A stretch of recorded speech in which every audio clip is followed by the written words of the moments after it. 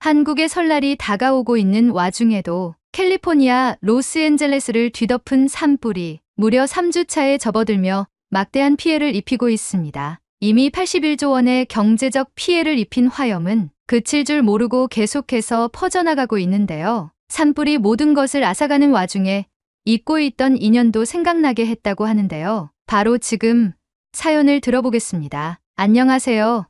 저는 엘리입니다. 오늘 제가 여러분께 들려드릴 이야기는 제 인생에서 가장 큰 충격과 변화를 가져온 순간에 대한 것입니다. 제가 살던 캘리포니아 말리부는 아름다운 해안과 고요한 일상이 공존하는 곳이었어요. 매일 아침 창문 너머로 보이는 푸른 바다와 흰 모래사장이 저의 일상을 더욱 특별하게 만들어 주었죠. 하지만 어느 날 모든 것이 순식간에 뒤바뀌고 말았습니다. 2025년 1월, 그날도 평소처럼 시작된 아침이었습니다. 저는 학교 과제를 위해 컴퓨터 앞에 앉아 있었고 어머니는 부엌에서 아침 식사를 준비하고 계셨어요. 창밖으로 보이는 풍경은 여전히 평화로웠지만 어딘가 불길한 기운이 맴도는 것 같았습니다. 정오가 가까워지면서 하늘이 이상하리만치 붉게 변하기 시작했어요. 처음에는 단순한 노을이라고 생각했지만 시간이 지나면서 붉은색이 점점 짙어지고 있었습니다. 그날 오후 뉴스 속보가 울렸습니다. 화면에 나타난 것은 퍼시픽 팰리세이즈 지역에서 시작된 거대한 산불이었습니다. 강풍을 타고 산불은 빠른 속도로 퍼져 말리부까지 위협하고 있다는 소식이었죠. 제 심장은 순간 얼어붙은 것처럼 쿵 하고 내려앉았습니다. 산불 시즌은 매년 겪는 일이었지만 이번에는 그 강도가 달라 보였습니다. 화면에 비친 산불의 모습은 무시무시했어요. 거대한 불길이 모든 것을 삼키고 있었고 검은 연기가 하늘을 가득 메우고 있었습니다. 아버지는 뉴스 속보를 보자마자 긴장된 얼굴로 말했습니다. 이 상황을 지켜보다가는 늦을지도 몰라. 우리 지금 당장 대피 준비를 하자. 그의 목소리에는 평소의 냉정함 대신 가족을 지켜야 한다는 책임감과 걱정이 묻어났습니다. 저는 긴장된 마음으로 방으로 뛰어가 필요한 물건을 챙기기 시작했어요. 가방을 열어놓고 무작정 손에 잡히는 대로 옷가지와 노트북, 그리고 평소 좋아하던 책 몇 권을 넣었습니다. 무엇을 가져가야 할지 판단할 시간조차 없었죠. 어머니는 가족 앨범과 몇몇 소중한 물건들을 챙기고 계셨습니다. 앨범을 꼭 껴안고 있는 어머니의 모습이 왠지 모르게 더 슬퍼 보였어요. 이 집은 단순한 주거 공간이 아니라 우리 가족의 추억과 삶이 깃든 곳이니까요. 아버지는 집 안을 빠르게 둘러보며 중요한 서류와 귀중품들을 챙기셨습니다. 필요 없는 건 두고 가도 돼. 하지만 안전이 가장 중요하다. 그는 짐을 챙기는 우리를 재촉하며 창문 밖으로 불길의 방향을 확인하고 계셨어요. 저는 창밖으로 보이는 하늘을 바라보며 입술을 깨물었습니다. 하늘은 이제 완전히 붉은 빛으로 물들어 있었고 바람에 날리는 검은 제가 눈에 띄기 시작했어요. 아빠, 정말 우리 집도 불에 타버릴까요? 떨리는 목소리로 묻자 아버지는 저를 안심시키려는 듯 부드럽게 대답하셨어요. 그럴 가능성도 있지만 가장 중요한 건 우리가 안전한 곳으로 대피하는 거야. 집은 다시 지을 수 있지만 우리의 생명은 그럴 수 없잖니. 차에 올라타기 전 저는 마지막으로 우리 집을 돌아봤습니다. 평소에는 당연하게 느껴지던 집의 풍경이 그 순간만큼은 너무 소중해 보였어요. 어릴 적 나뭇집을 만들던 마당의 나무, 어머니가 꽃을 가꾸던 정원, 가족 사진이 걸린 거실의 벽, 모든 것이 이 순간 떠나면 다시는 보지 못할 것만 같았습니다. 도로는 이미 대피하는 차량들로 붐비고 있었습니다. 긴급 차량들의 사이렌 소리가 끊이지 않았고 이곳저곳에서 사람들이 서두르는 모습이 보였어요. 불안한 마음을 안고 차 안에 앉아 창밖을 바라보니 붉은 하늘 아래 검은 연기가 피어오르고 있는 모습이 점점 더 가까워지는 것처럼 느껴졌습니다. 아버지는 라디오를 틀어 실시간 뉴스와 대피 정보를 확인하고 계셨습니다. 주민 여러분께서는 안전한 경로를 통해 서쪽으로 대피해 주시기 바랍니다. 상황이 악화되고 있으니 지시에 따라 움직여 주십시오. 라디오 속 앵커의 목소리는 침착했지만 그가 전하는 메시지는 상황의 심각성을 더 분명히 알려주고 있었습니다. 어머니는 한 손으로 저의 손을 꼭 잡고 계셨고 저는 아무 말 없이 그녀의 손을 더욱 꽉 쥐었습니다. 우리는 산불로부터 멀리 떨어진 호텔에 도착했습니다. 호텔 로비는 이미 대피해온 사람들로 가득 차 있었습니다. 짐을 내려놓고 방으로 올라가자마자 저는 TV를 켰습니다. 화면에는 말리부 지역의 산불 상황이 실시간으로 보도되고 있었어요. 모든 것이 불길에 휩싸이고 있었고 잿더미로 변한 집들의 모습이 잇따라 나타났습니다. 제 심장은 점점 더 무거워졌고 눈물이 흐르기 시작했어요. 우리 집도 저렇게 될까? 우리의 삶이 이렇게 끝나는 걸까? 머릿속은 온갖 생각으로 가득 찼습니다. 그런데 그 순간 화면 속에서 이상한 장면이 나타났습니다. 불길에 휩싸인 주변 집들과는 대조적으로 우리의 집만은 깨끗하게 남아 있었습니다. 저는 그 집을 알아볼 수 있었습니다. 아빠, 우리 집이에요. 우리 집만 멀쩡해요. 놀라움과 안도감이 뒤섞인 목소리로 외쳤습니다. 하지만 제 말에 아버지는 예상과는 다르게 조용한 표정을 지으셨습니다. 그의 얼굴은 어딘가 복잡한 감정으로 물들어 있었어요. 저는 의아한 마음에 아버지에게 물었습니다. 아빠, 우리 집이 안전하다니 다행이잖아요. 그런데 왜 이렇게 우울해 보이세요? 아버지는 한숨을 깊게 쉬며 천천히 이야기를 꺼내기 시작했습니다. 우리 집이 이렇게 안전할 수 있었던 데는 이유가 있어. 그의 목소리는 진지했고 저는 곧 무언가 특별한 사연이 있다는 것을 직감했습니다. 아버지는 과거 이야기를 시작하셨습니다. 내가 젊었을 때 데이빌이라는 친구가 있었어. 그는 나와 비슷한 시기에 LA에서 열심히 일하던 친구였지. 데이빗은 한인타운에서 나고 자라며 1992년 LA 폭동을 직접 경험했어. 그 사건 이후로 그는 안전한 집을 짓는 것에 대한 중요성을 강조했지. 저는 아버지의 입에서 갑작스럽게 나온 폭동 이야기에 조금 놀랐습니다. LA 폭동이랑 지금 우리 집이랑 어떤 연관이 있나요? 라고 묻자 아버지는 고개를 끄덕이며 말을 이어갔습니다. 폭동 당시 한인타운의 상점과 주택들이 큰 피해를 입었어. 이후로 많은 한인들이 상점과 집을 더 튼튼하게 리모델링했는데 그 중에서도 산불과 같은 재해를 대비해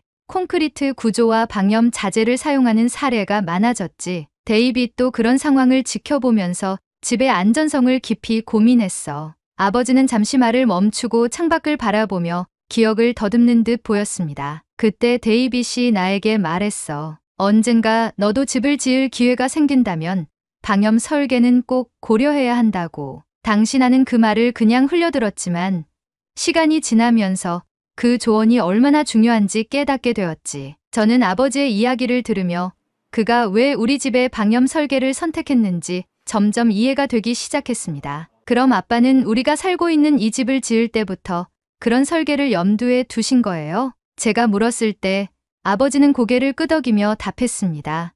맞아. 이 집은 단순히 가족이 살 공간을 넘어 우리를 지켜줄 안전한 요새로 만들고 싶었거든. 특히 말리부는 산불이 자주 발생하는 지역이니까 더욱 신경 써야 했어. 아버지는 말리부에 집을 지었던 당시를 떠올리며 구체적으로 설명하기 시작했습니다. 처음 이 집을 설계할 때 나는 기존의 목조 주택 대신 철근 콘크리트 구조를 선택했어. 비용은 훨씬 더 들었지만 화재에 강한 구조가 가장 중요하다고 생각했거든. 게다가 방염 페인트와 난연 자재로 내부까지 꼼꼼히 설계했지. 창문에는 내열 유리를 설치해서 외부의 열로부터도 최대한 보호받을 수 있도록 했고 아버지의 이야기를 들으며 저는 어린 시절의 기억이 떠올랐습니다. 아빠, 저 어렸을 때 집이 지어질 때 공사 현장에 데려가셨던 거 기억나요? 그때 철근과 시멘트를 보면서 왜 집이 나무로 안 만들어지는지 궁금했었는데 그 이유가 이런 거였군요.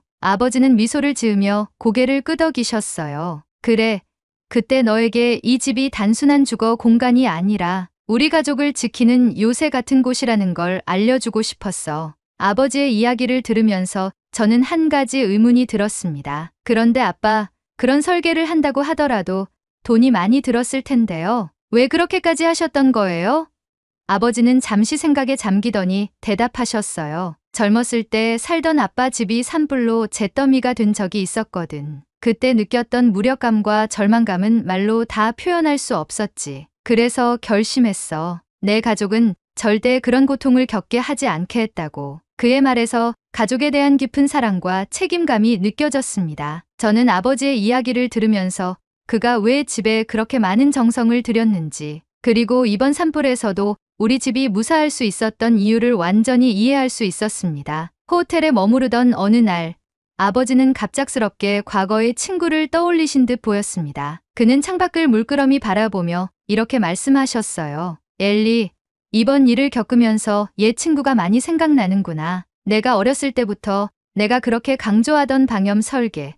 그건 다 데이빌리라는 친구 덕분이야. 그 친구는 항상 나에게 준비는 아무리 과해도 부족하지 않다고 말하곤 했지. 아버지는 데이빗이라는 친구와의 추억을 잠시 회상하다가 문득 그와 연락을 해봐야겠다는 결심을 하셨습니다. 그 친구에게 고맙다는 말을 해야겠어. 그의 조언 덕분에 우리 가족은 이번 산불에서도 안전할 수 있었던 거니까. 아버지는 바로 휴대전화를 꺼내 오래된 연락처를 뒤지셨고 운 좋게도 데이빗과 연락이 닿았습니다. 더욱 놀라운 건 데이빗이 우리가 묵고 있는 호텔에서 멀지 않은 곳에 머물고 있다는 사실이었습니다. 우리가 있는 호텔로 와라. 오랜만에 얼굴을 보며 얘기하고 싶구나. 아버지의 초대에 데이빗은 흔쾌히 응했고 그날 저녁 그는 호텔에 도착했습니다. 데이빗 리는 키가 크고 당당한 인상의 중년 남성이었습니다. 그는 현재 성공적인 IT 기업의 사장직을 맡고 있었습니다. 아버지와 데이빗은 서로를 보자마자 따뜻하게 포옹하며 반가움을 표현했습니다. 정말 오랜만이다.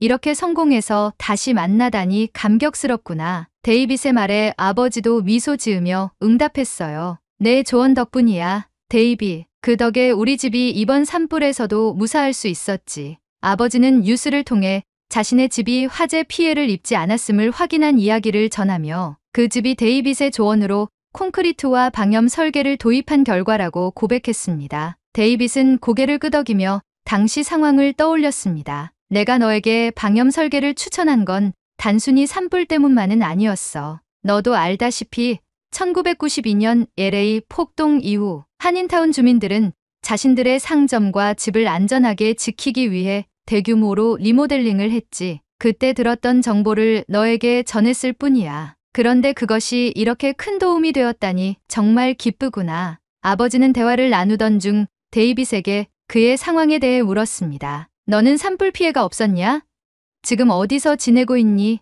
데이빗은 미소를 지으며 대답했습니다. 물론 괜찮지. 나는 지금 한인타운에 머물며 이재민들을 돕고 있어. 아버지는 한인타운에 산불 피해가 있었냐고 물었지만 데이빗의 대답은 의외였습니다. 아니, 한인타운은 이번 산불로 피해를 입지 않았어. 대신 그곳을 대피 시설로 사용하고 있지. 1992년 폭동 이후 우리 한인들은 집과 상점을 튼튼하게 만들었어. 그때 대규모로 콘크리트 구조로 리모델링을 한 덕에 지금도 그 안전함을 유지하고 있지. 데이빗의 말을 들은 아버지는 깊은 감명을 받았습니다. 그렇다면 너희 한인타운 덕분에 많은 이들이 도움을 받고 있다는 말이구나. 정말 대단해. 내가 어떻게든 도움이 되고 싶어. 하지만 데이빗은 한인타운은 이미 체계적으로 운영되고 있다며 안심시키려 했습니다. 대피소는 충분히 준비가 되어 있어. 식량, 물, 마스크 같은 구호 물품도 모두 잘 갖춰져 있고 자원봉사자들이 군대처럼 체계적으로 움직이고 있지. 게다가 LA 한인회와 총영사관도 성금 모금을 진행하며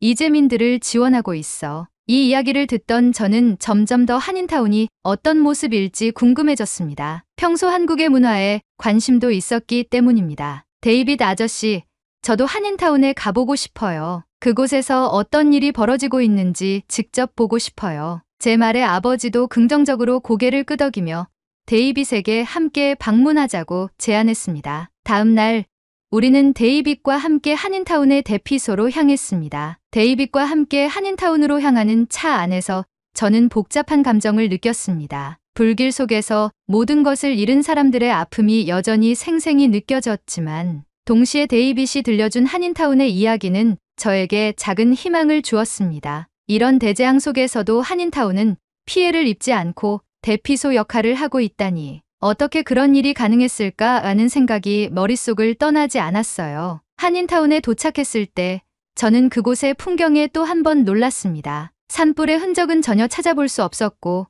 깨끗하고 질서 정연한 거리가 우리를 맞이했어요. 대피소로 사용되고 있는 한인타운 커뮤니티 센터는 이미 많은 이재민들로 붐비고 있었습니다. 하지만 그곳은 혼란스럽지 않았습니다. 오히려 자원봉사자들의 체계적인 움직임 덕분에 모든 것이 질서 있게 운영되고 있었죠. 이재민들이 편안하게 지낼 수 있도록 모든 준비가 완벽히 이루어져 있었습니다. 대피소 입구에서는 자원봉사자들이 방문자들의 신원을 확인하고 필요한 정보를 제공하고 있었습니다. 한쪽에서는 식량과 물이 담긴 상자들이 정리되어 있었고 다른 한쪽에서는 이재민들이 줄을 서서 필요한 물품을 배부받고 있었습니다. 배급품에는 기본적인 식량뿐만 아니라 마스크, 의약품, 아기용품까지 준비되어 있었습니다. 저는 그 정돈 된 모습에 감탄을 금치 못했어요. 한 자원봉사자가 이재민들에게 따뜻한 음식을 건네며 이렇게 말했습니다. 이 음식은 떡국이라는 거예요. 한국의 새해 명절에 먹는 음식이죠.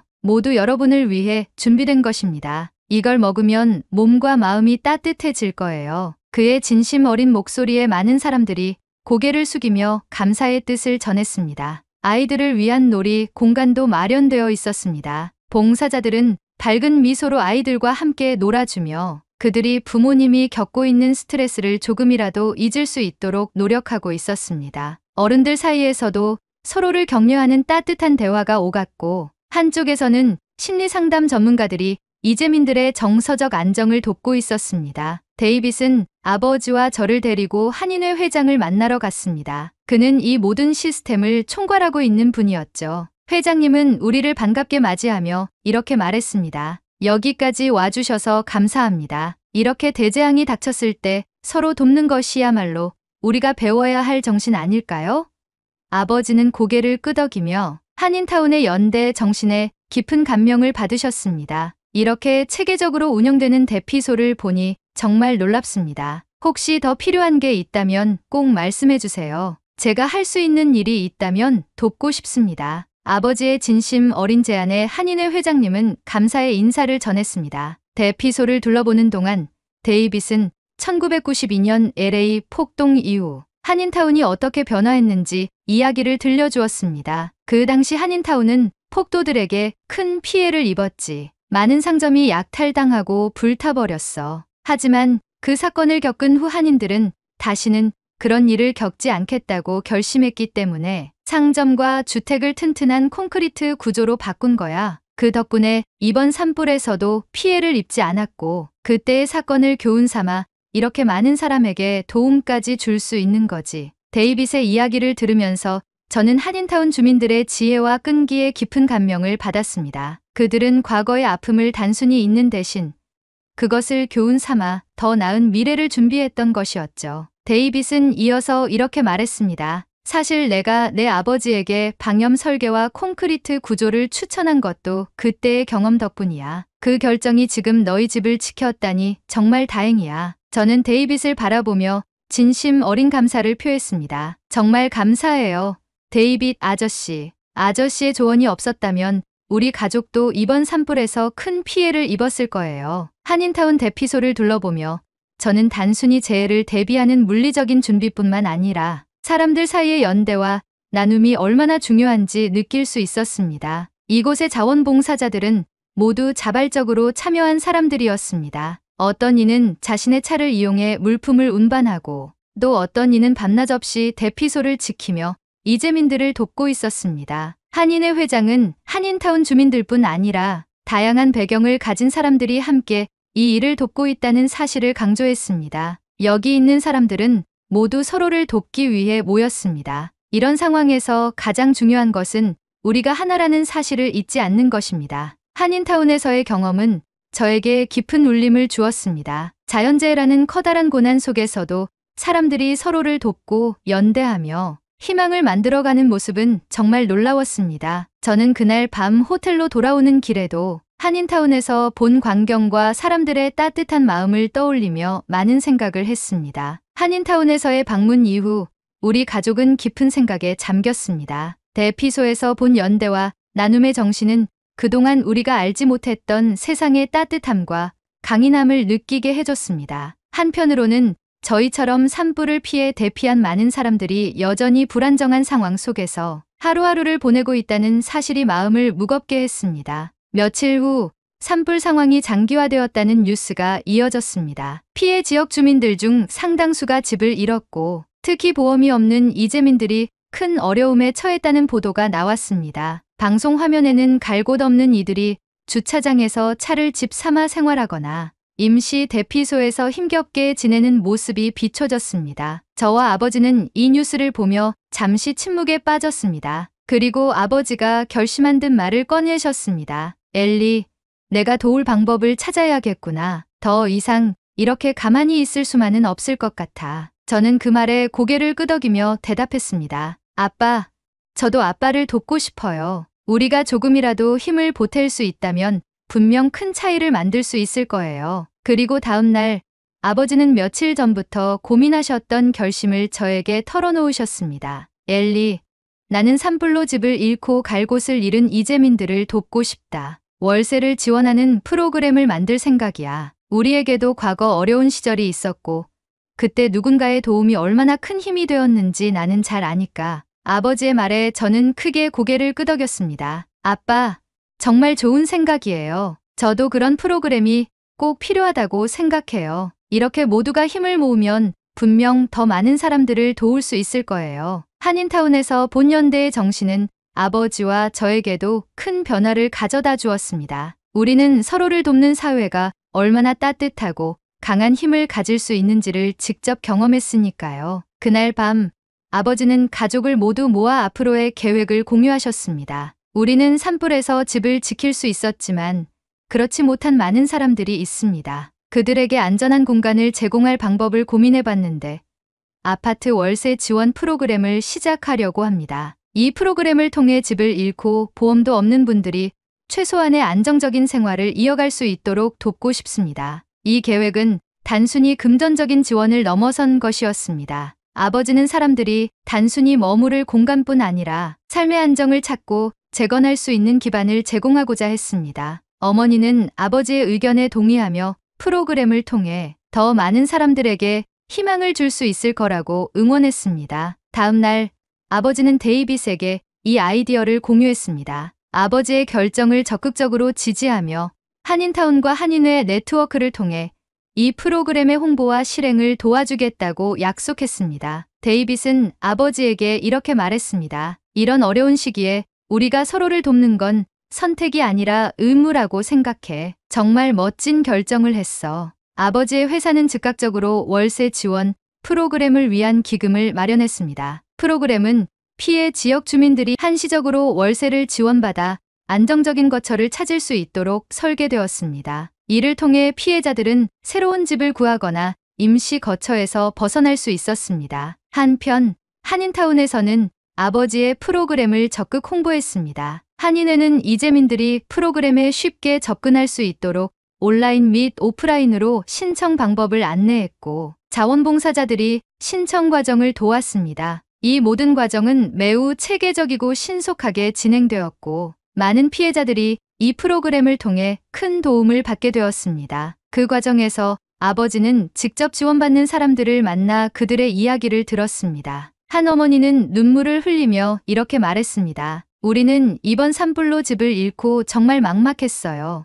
그런데 이렇게 도움을 받을 수 있어서 정말 감사합니다. 저희 아이들에게 다시 희망을 줄 수 있게 되었어요. 아버지는 그녀의 손을 꼭 잡으며 따뜻한 미소로 대답했습니다. 이제 시작일 뿐입니다. 우리는 계속해서 돕겠습니다. 이 모든 과정을 옆에서 지켜보면서 저는 많은 것을 배웠습니다. 아버지와 데이빗, 한인타운 주민들, 그리고 수많은 자원봉사자들이 보여준 연대와 나눔의 정신은 제가 앞으로 어떤 사람이 되어야 할지에 대한 확신을 주었습니다. 어려운 상황에서도 서로를 돕는 행동은 단순히 물리적인 지원을 넘어 사람들에게 살아갈 용기를 심어주는 일이었습니다. 어느 날 아버지는 저를 부르며 조용히 말씀하셨습니다. 엘리, 이번 일을 통해 내가 확신하게 된 것이 있다. 누군가에게 도움을 주는 일은 그 자체로 우리 삶을 더 의미 있게 만들어준다는 거야. 내가 앞으로 어떤 길을 걷든 이 사실을 기억했으면 좋겠다. 산불로 인해 많은 것을 잃은 사람들에게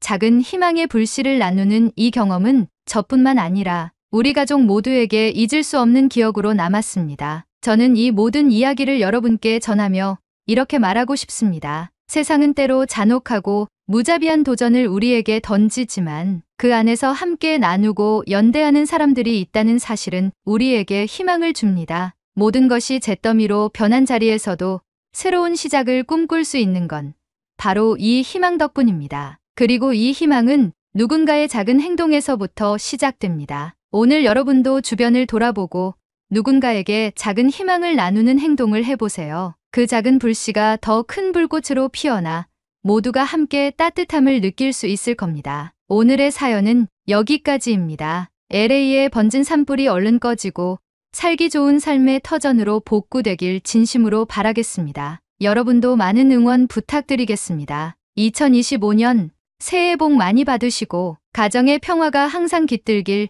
진심으로 바라겠습니다. 겨울철 독감이 날이 갈수록 심해지고 있습니다. 이번 독감은 평소와 다르게 기간이 길고 목에 치명적인 독감이라고 합니다. 목 건강을 챙기는 것이 독감의 가장 좋은 예방법이라고 합니다. 마스크는 필수로 착용하시는 게 좋다고 하며 목을 마르게 하는 차나 커피는 조금 참고 충분한 물을 섭취하여 목을 항상 촉촉하게 유지해주는 것이 좋다고 해요. 여러분이 아프지 않고 항상 건강하길 진심으로 바랍니다. 오늘의 이야기가 마음에 드셨다면 좋아요 한 번씩 부탁드리겠습니다. 그리고 여러분의 댓글은 제게 큰 힘이 됩니다. 다음엔 더 좋은 사연으로 여러분을 찾아뵙겠습니다. 시청해주셔서 감사합니다. 파리올림픽이 막을 내렸습니다. 성화의 불은 내려가고 2028년 LA올림픽을 예고하는 폐회식장에서 한 프랑스 여학생이 고맙다고 소리를 지르고 있습니다. 소리를 지르는 방향을 따라가니 중국 대표단과 한국 대표단이 보입니다. 도대체 여학생은 어떤 것이 고마운 것일까요? 오늘은 프랑스에서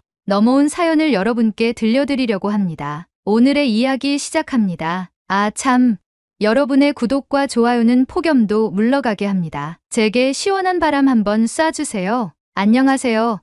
저는 파리에서 대학교를 다니고 있는 앙띠 패티입니다. 저는 학교에 제출할 논문의 주제를 고민하고 있었습니다. 정치외교학을 전공하는 만큼 어떤 주제가 현재의 국제 정세를 반영하여 논문으로 펼칠 수 있을지 고민이 깊어지던 와중 곧 다가올 파리올림픽에 맞춰 스포츠와 국제 정치 외교의 상관관계를 탐구하면 어떨까 하는 생각이 들었죠. 수업 시간에 강의실에서 자신들의 논문 주제에 관해서 교수님께 발표를 하였고 제 차례가 되었어요. 저는 올림픽이 단순한 스포츠 축제 이상의 의미를 가지며 국제관계와 정치적인 이슈들에 어떻게 영향을 미치는지에 대해 한번 다뤄보기로 결심했다고 말하며 스포츠와 정치외교의 상관관계를 깊이 있게 논문화해보겠다고 교수님께 발표를 했습니다. 다른 친구들과 다르게 스포츠라는 주제를 선정한 저에게 교수님은 말씀하셨어요. 앙띠, 이 부분은 엄청 폭이 넓어. 표면적인 탐구보단 심도 깊게 접근해야 할 거야. 할 수 있겠니?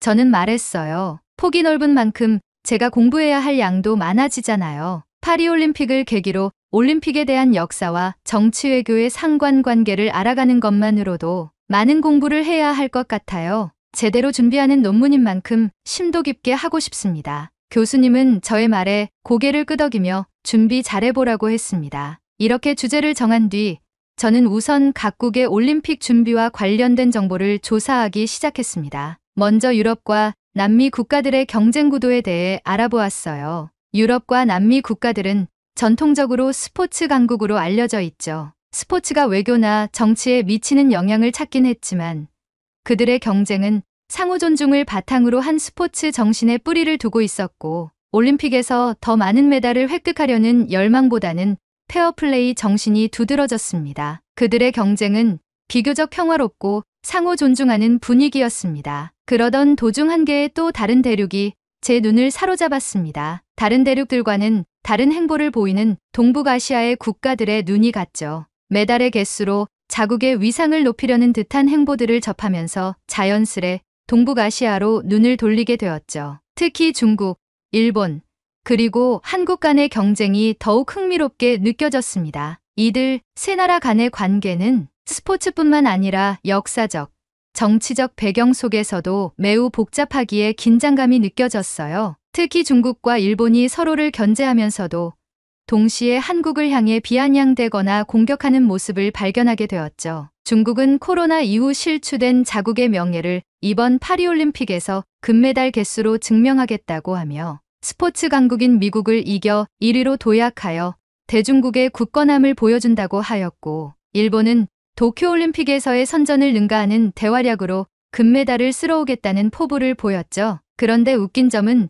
중국은 한국과 일본을 적수로 생각하지 않는다고 자신감을 드러냈고, 일본은 한국의 국력이 쇠했다고 말했어요. 두 국가가 공통으로 한국을 언급하며 견제하는 모습을 보니 한국이 왜 이렇게 주목받고 있는지, 그리고 그들이 왜 이런 공격의 대상이 되는지 궁금해지기 시작했어요. 한국은 상대적으로 작은 나라임에도 불구하고 세계적으로 큰 문화적 영향력을 미치고 있잖아요. 그래서 저는 자연스럽게 한국을 중심으로 동북아시아의 국제 정세와 정치적 접근을 탐구하는 방향으로 논문을 준비하기로 했습니다. 또한 파리올림픽이 시작되면 직접 현장을 돌아다니며 더 많은 정보를 수집하고 그 경험을 바탕으로 논문을 완성시키겠다는 계획을 수립했죠. 파리올림픽이 다가오면서 저는 개최 전부터 다양한 잡음들이 들리기 시작하는 것을 목격했어요. 세계 각국이 모여 스포츠를 통해 외교적 화합을 이루는 올림픽의 이상적인 모습과는 달리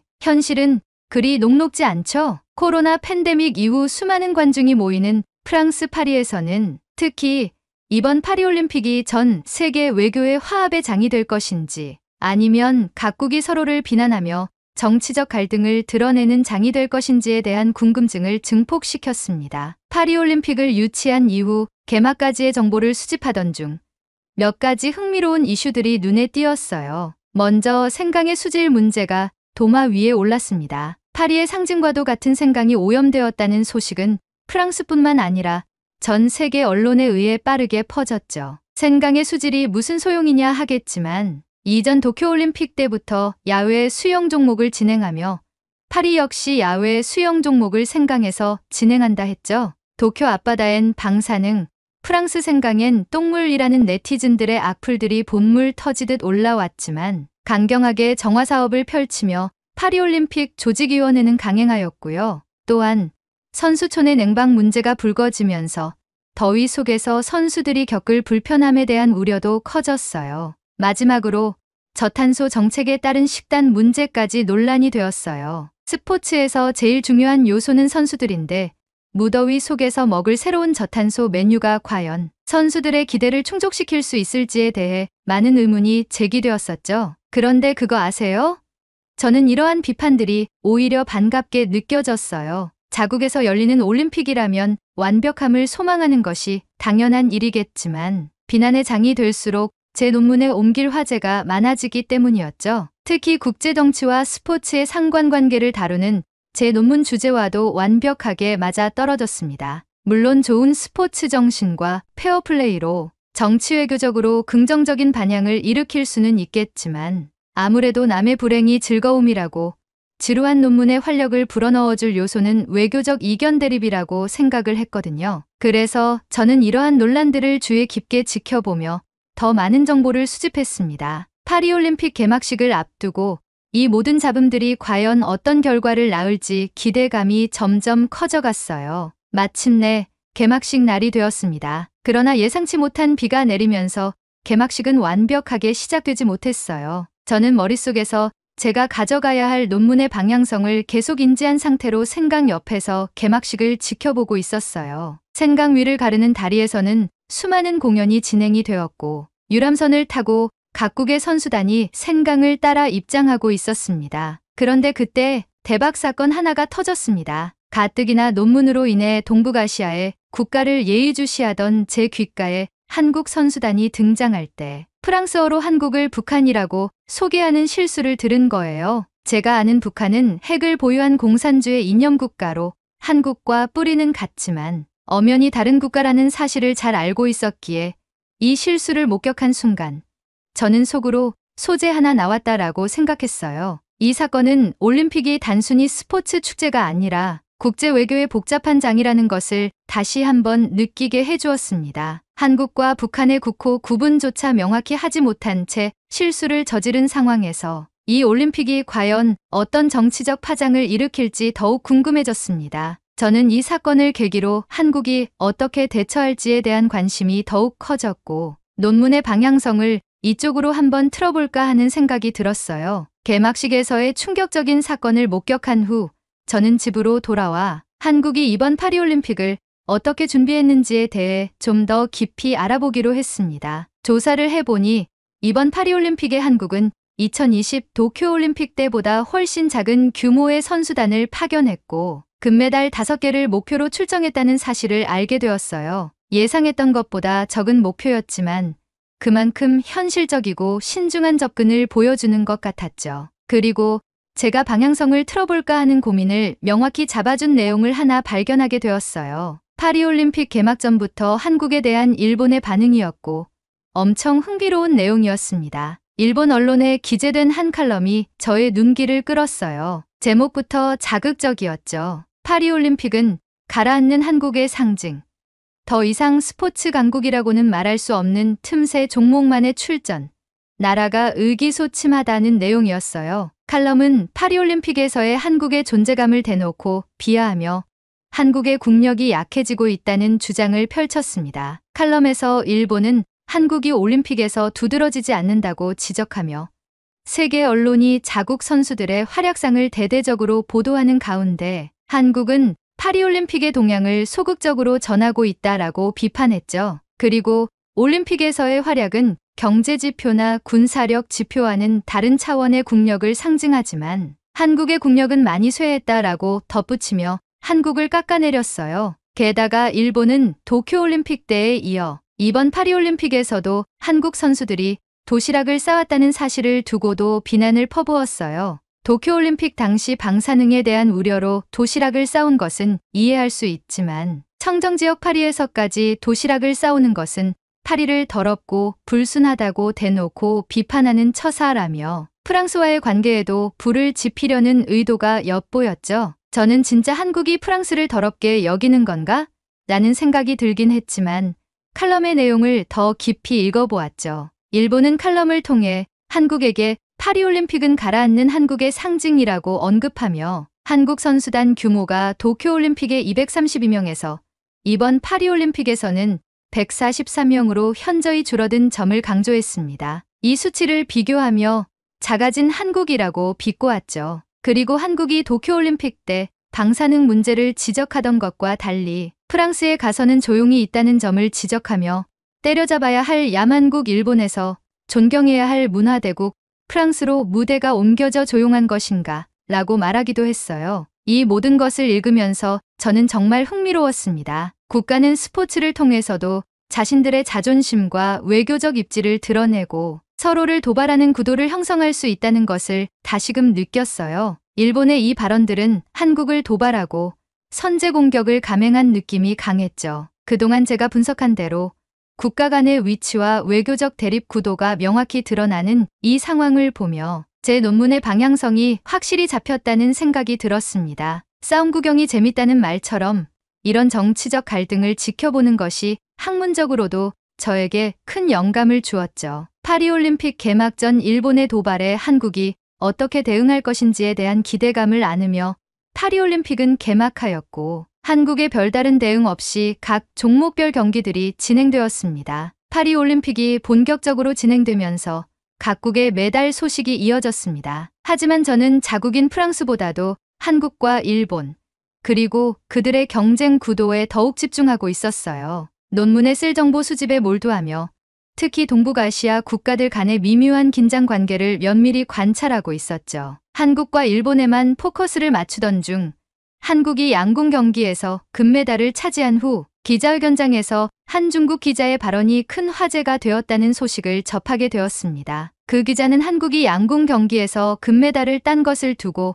운이라고 평가절하했어요. 그는 한국의 금메달은 운에 불과하다. 10m 공기소총 경기에서도 0.1mm 차이로 운을 가져갔고 이번 양궁 경기에서도 4.9mm 차이로 운을 챙겨갔다고 발언했습니다. 이 발언은 많은 사람들의 이목을 끌었고 즉각적으로 논란을 일으켰죠. 특히 스포츠 외신들과 선수들은 이 발언에 강하게 반발했어요. 외신과 선수들은 운도 실력의 일부이고 스포츠에서 발생하는 수많은 변수를 인정하지 않는다면 그 행위 자체가 비난의 대상이 된다고 반박하며 중국 기자의 발언에 강하게 태클을 걸었습니다. 중국 기자의 발언은 단순한 스포츠 결과에 대한 논평을 넘어 한국에 대한 또 하나의 공격으로 느껴졌습니다. 일본이 한국을 비난했던 것에 이어 이제 중국까지도 한국을 겨냥하는 모습을 보며 저는 다시 한번 한국이 이들 국가들 사이에서 얼마나 중요한 위치에 있는지 실감하게 되었어요. 특히 동북아시아에서 한국이 문화적,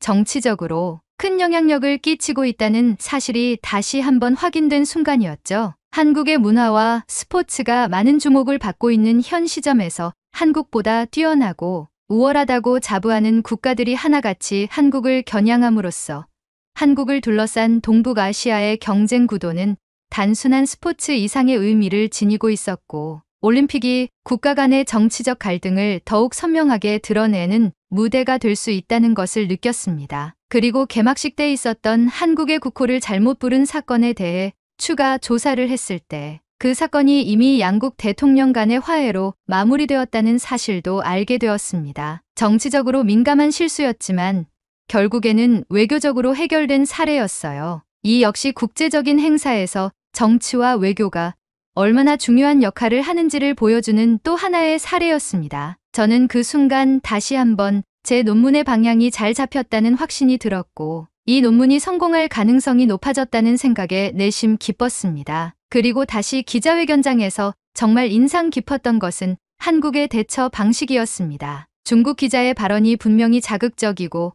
도발적인 내용이었지만 한국은 이에 대해 감정적으로 대응하지 않았어요. 대신 한국은 상대를 존중하며 차분하게 자신의 입장을 밝히고 자국에 대한 자부심과 애국심을 명확하게 드러냈죠. 프랑스인인 제가 봐도 화가 날 만한 내용이었지만 한국인들의 반응은 참으로 놀라웠습니다. 오히려 그들 안에는 자신감이 넘쳐 흘렀어요. 이 자신감이 과연 어디에서 나오는 것일까?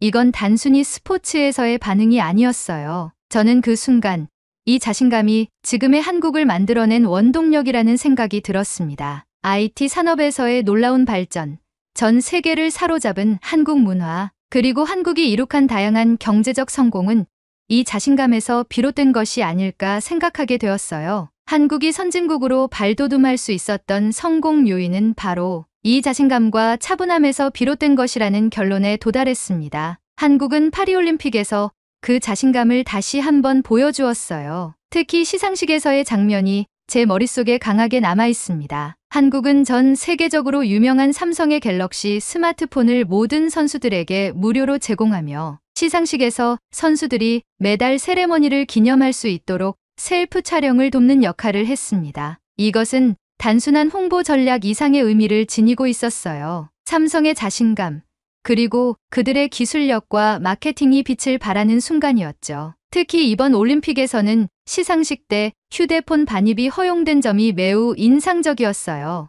이전의 올림픽에서는 시상식에서 휴대폰 반입이 금지되었었지만 삼성이 저번 올림픽부터 이 조항을 깨부수며 변화의 흐름을 만들어냈다고 하더군요. 불가능을 가능하게 만드는 바로 이 한국의 자신감이 그들을 더 높은 곳으로 이끌고 있지 않나 하는 생각이 들었습니다. 이 모든 상황을 보면서 저는 한국의 대응과 그들이 보여주는 자신감을 제 논문에 기록해 두었습니다. 한국이 왜 선진국으로서 성공할 수 있었는지, 그들의 내면에 숨겨진 강력한 자신감이 어떤 역할을 했는지를 다시 한번 깊이 생각하게 되었어요. 이런 부분이 제 논문에서 중요한 핵심 포인트가 될 것이라고 확신하게 되었습니다. 처음에 논문을 준비할 때 저는 스포츠 축제에서 동북아시아 3강인 중국, 일본, 한국의 기싸움을 주제로 삼았습니다. 그러나 시간이 지나면서 특히 한국이 이러한 기싸움에서 왜 주목받고 있는지에 대해 더 깊이 탐구할 필요성을 느끼게 되었어요. 이와 같은 변화 속에서 저는 한국의 동향을 중심으로 논문 방향을 조금 수정하게 되었죠. 그러던 중 SNS에서 코리아하우스에 대한 이야기를 접하게 되었어요. 파리올림픽 기간 동안 한국 문화를 홍보하기 위해 마련된 이 특별한 장소가 얼마나 많은 사람들의 관심을 끌고 있는지 궁금해졌습니다. 그래서 저는 직접 코리아하우스를 방문해 보기로 했어요. 코리아하우스에 도착했을 때 그곳은 정말 놀라웠습니다. 한국 문화를 그대로 파리에 옮겨놓은 듯한 느낌이었어요. 전통과 현대가 어우러진 공간에서 한국의 모든 것이 집대성되어 있었습니다. 건물 외관부터 내부 인테리어까지 모든 것이 한국적이었고 한국의 문화와 기술, 그리고 예술이 한 곳에 모여 있었습니다. 그런데 더욱 인상적이었던 점은 다른 나라의 홍보관과 비교했을 때 유독 코리아하우스만 사람들이 북적거리고 있다는 사실이었어요. 이 현상은 단순한 우연이 아니었습니다. 코리아하우스는 한국의 K-팝, 드라마, 영화 등 문화 콘텐츠가 전 세계적으로 인기를 끌면서 한국의 문화적 위상이 얼마나 높아졌는지를 보여주는 상징적인 공간이었습니다. 외국인들이 코리아하우스를 찾는 이유는 단순한 호기심을 넘어서 한국 문화를 직접 경험하고 그들의 삶에 스며든 한국적인 요소들을 더욱 가까이서 느끼고 싶어 한다는 점이었죠. 저는 코리아하우스 안에서 외국인들을 대상으로 인터뷰를 진행해봤습니다. 그들은 하나같이 코리아하우스에 대해 찬사를 아끼지 않았어요. 특히 한 외국인은 코리아하우스가 처음 오픈한 날부터 지금까지 거의 매일 방문하고 있다고 말했습니다. 이유를 물었더니 그는 여기서 문화를 즐길 수 있고 한국 선수들을 인종 구분 없이 응원할 수 있으며 배고플 때 맛있는 한국 음식을 먹을 수 있기 때문이라고 대답했어요. 이렇게 완벽한 장소를 두고 다른 곳을 갈 이유가 전혀 없다고 덧붙였죠. 그의 말을 듣고 주위를 둘러보니